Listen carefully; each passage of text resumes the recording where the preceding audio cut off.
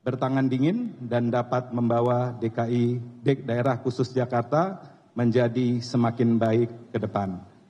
Terakhir, Kang Emil, Ustadz Suswono, kami juga menitipkan perjuangan Partai Demokrat di DKI Jakarta. Kami hadir di sini juga didampingi para pimpinan DPD kami, pimpinan DPC hingga pengurus ranting serta anggota DPRD Partai Demokrat di DKI Jakarta. Demikian, terima kasih, kami siap berjuang untuk Jakarta baru, Jakarta maju.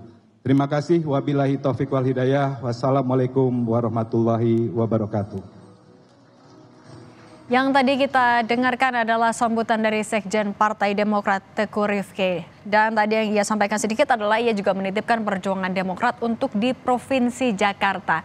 Kita lanjutkan lagi dialog bersama dengan Prof. Muradi. Prof, lagi-lagi kita bahas soal koalisi raksasa 12 partai politik. Sebenarnya kalau analisis Anda, sebenarnya apa yang begitu menggiurkan sampai 12 partai politik bisa begitu saja bergabung dengan Kimples, atau justru apakah ada situasi yang membuat mereka tidak bisa menolak untuk bergabung, Prof? Ada 3 hal, Mbak. Yang pertama memang ini menyangkut soal masa depan mereka di pemerintahan yang baru. Ini saya kira juga bukan perkara mudah karena nggak semua partai juga punya daya tawar yang besar.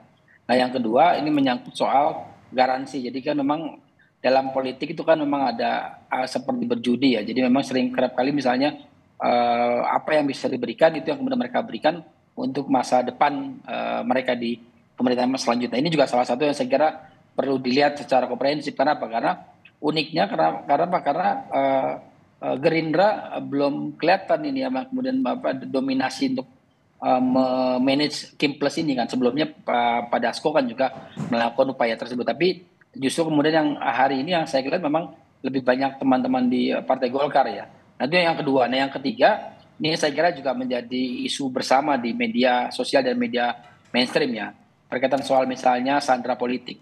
Nah, sandera politik ini yang saya kira menjadi salah satu yang agak rumit untuk didiskusikan, tapi kemudian susah untuk kemudian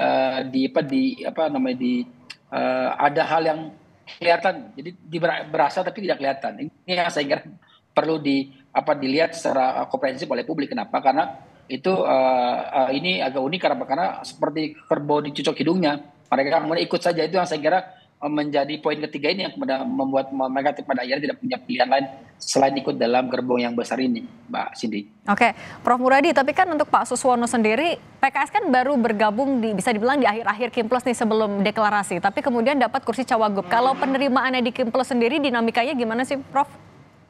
Simpel, karena PKS kan menang di Jakarta. Yang kedua juga memang ini juga menurut saya penghormatan ya ke PKS sendiri karena mereka punya kursi yang cukup besar di pemerintah. Karena begini, kalau nanti misalnya katakanlah kita berandai misalnya RK dengan Kaisang, itu kan akan ada satu dinamika yang tidak bisa terkondisikan ketika ada di DPRD provinsi. Ini yang saya kira juga perlu kemudian dipertimbangkan betul. Nah, artinya penghormatan terhadap PKS karena mereka menang. Yang kedua juga dinamika yang terbangun ini nyaman. Kenapa? Karena targetnya bukan di Jakarta, Mbak Cindy. Saya bilang target ini ada di pemerintahan baru. Ini pemerintahan baru akan menghitung ulang sebenarnya kira-kira dari sekian jumlah partai tersebut akan dapat apa nanti di pemerintahan. Apakah menteri, wakil menteri, kepala badan, dan seterusnya. Itu yang saya kira menjadi penghitungan betul. Di luar dari itu memang pasca Oktober ini kan juga jeratan saya nyebutnya sebagai sandera politik tadi ya, itu kemudian tidak begitu kuat pasca 20 Oktober. Artinya apa? Artinya mereka bisa kemudian memberikan investasi politik untuk di awal sampai kemudian pada akhirnya mereka mendapatkan apa yang menjadi bagian penting dalam koalisi pemerintahan yang akan datang, begitu Mbak Cindy. Oke.